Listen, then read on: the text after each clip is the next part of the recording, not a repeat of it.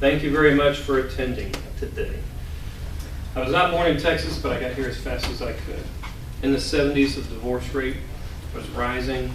My parents became one of those statistics. My mom and dad divorced when I was 8, and I went with my grandparents over to League City. That divorce created a bunch of different life experiences for me, and those life experiences, of course, created the man that I am today.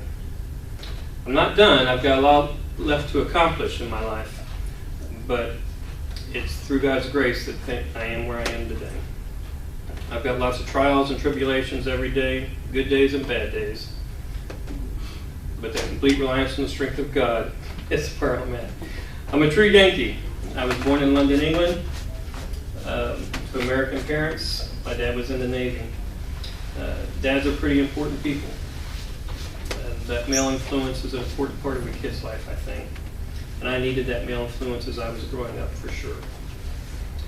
My granddad tried to fill that hole for me. I had an Uncle Lewis and my Scoutmaster in my Boy Scout troop. He was a big influence also. These men were not perfect by any stretch of the imagination, but they took the time to let me know that they cared about me. They did instill a good, strong work ethic in me. I worked hard on my personal life. When I was in high school, I was on the wrong path. I was doing some things that probably I shouldn't have been doing. But when I met my high school sweetheart, Denise, she kind of put everything back in perspective for me. I have 4 kids with Denise, ages 15 to 25. The emotional damage that I incurred because of the divorce made an impact on my life. And because of that, I spend a lot of time and pour time into my wife and my children. I support my wife in pretty much everything that she does. And as I serve my kids as Cub Master, Scout Master, board member, soccer coach, T-ball coach, ballet dad, Sunday school teacher, principal of the Willow Bay Christian Academy. All those things.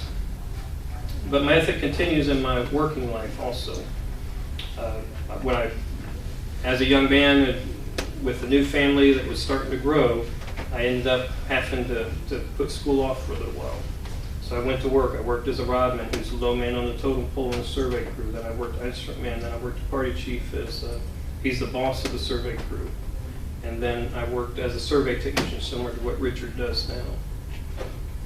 When I came to Texas, I was able to diversify my experience. I worked as a civil engineering draftsman, worked as a program manager. That's a guy that manages a bunch of different projects. And of course now I'm the operations manager, where I manage the financial part of that. When I was a survey technician, I recognized that I was at a certain spot in my life where I needed to move further on. So I worked hard to get my registered professional land surveying license. There's about 2,600 of us in Texas. Out of that, out of those 2,600, there's about 80 licensed state land surveyors, and I'm one of those guys. So I also, when I was in Libya, was able to earn my project management professional, and that's basically a certification that says that I know what project management processes are. There's about 42 of those. All this effort was certainly mine, but it's not my doing. That was God's doing.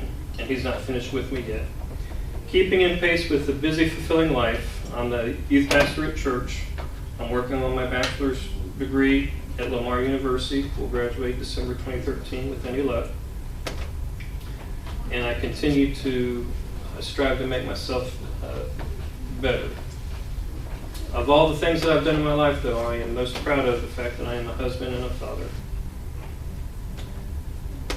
Life is not normal for me by any stretch.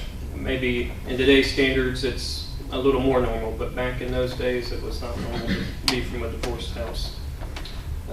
But what I've learned over that time is that life is hard, but no matter what, God is in control. Thank you.